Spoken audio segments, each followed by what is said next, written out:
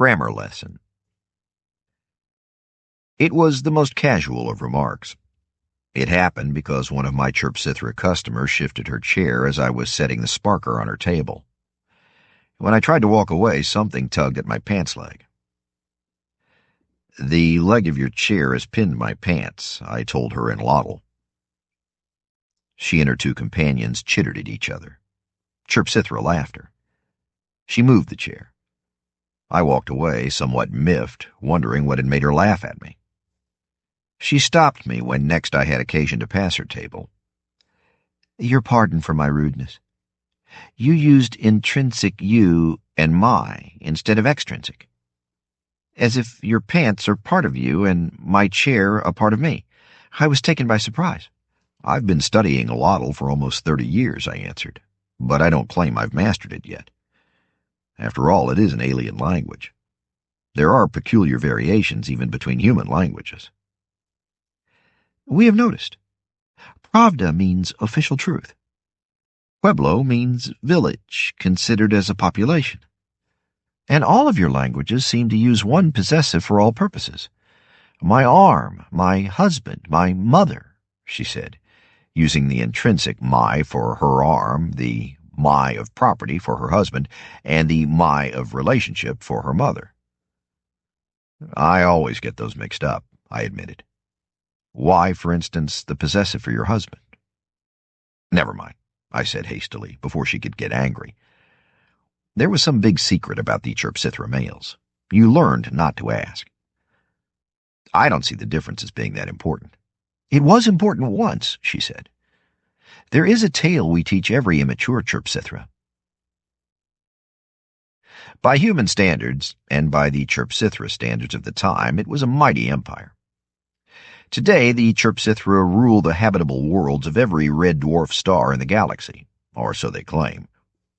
Then their empire was a short segment of one curving arm of the galactic whirlpool, but it had never been larger. The Chirpsithra homeworld had circled a red dwarf sun. Such stars are as numerous as all other stars put together. The Chirpsithra worlds numbered in the tens of thousands, yet they were not enough. The empire expanded outward and inward.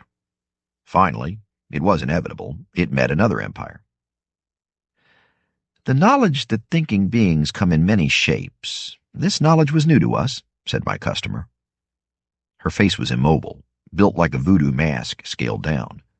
No hope of reading expression there. But she spoke depreciatingly. "The Ilwan were short and broad, with lumpy gray skins. Their hands were clumsy, their noses long and mobile and dexterous. We found them unpleasantly homely. Perhaps they thought the same of us." So there was war from the start, a war in which 6 worlds and many fleets of spacecraft died before ever the Ilwan and the Chirpsithra tried to talk to each other. Communication was the work of computer programmers of both species. The diplomats got into it later. The problem was simple and basic. The Ilwan wanted to keep expanding. The Chirpsithra were in the way. Both species had evolved for red dwarf sunlight. They used worlds of about 1 terrestrial mass, a little colder, with oxygen atmospheres. "A war of extermination seemed likely," said the Chirpsithra. She brushed her thumbs along the contacts of the sparker once and again. Her speech slowed, became more precise. "We made offers, of course. A vacant region to be established between the 2 empires. Each could expand along the opposite border. This would have favored the Ilwan, as they were nearer the star-crowded galactic core. They would not agree. When they were sure that we would not vacate their worlds—" She used the intrinsic possessive and paused to be sure I'd seen the point. "They broke off communication. They resumed their attacks. It became our task to learn more of the Ilwan. It was difficult. We could hardly send disguised spies." Her companions chittered at that. She said, "We learned Ilwan physiology from captured warriors. We learned depressing things. The Ilwan bred faster than we did. Their empire included thrice the volume of ours.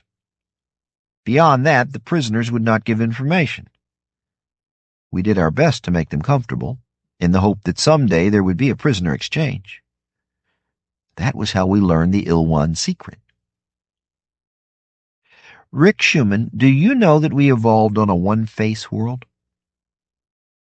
I don't know the term, I said.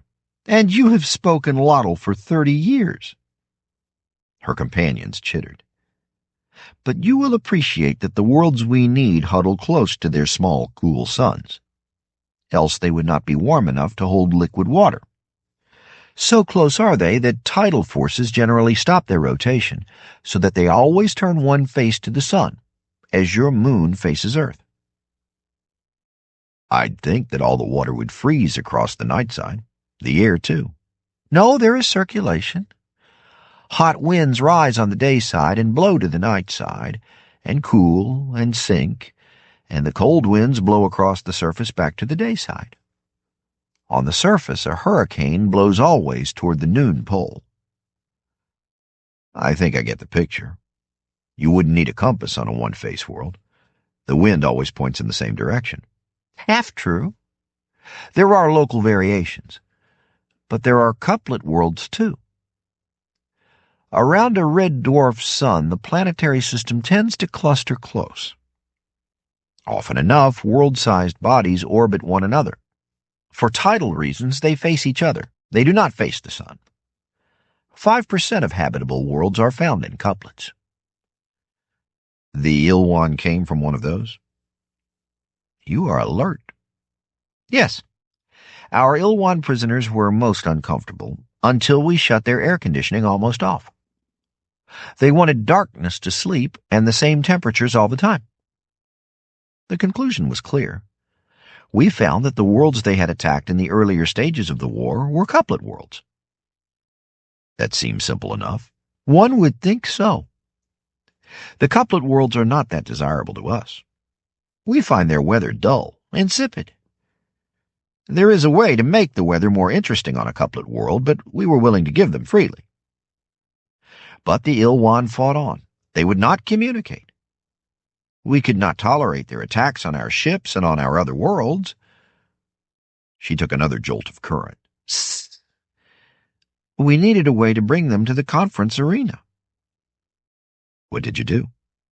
We began a program of evacuating couplet worlds wherever the Ilwan ships came near. I leaned back in my chair, a high chair, built to bring my face to the height of a Chirpsithra face. I must be confused. That sounds like a total surrender.